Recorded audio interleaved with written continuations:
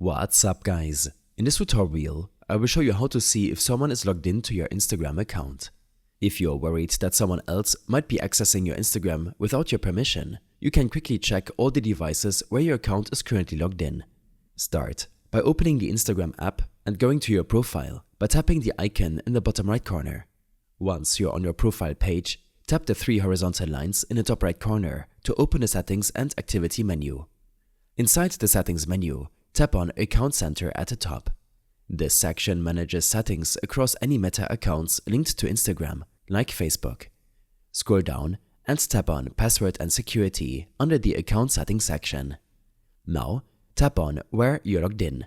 You will see a list of all devices and locations where your Instagram account is currently active.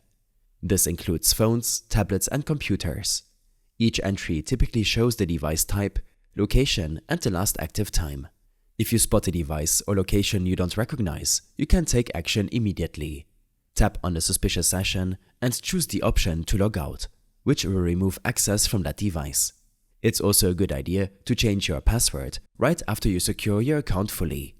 I hope this helped you out. Leave a comment if you have any questions and see you in the next one.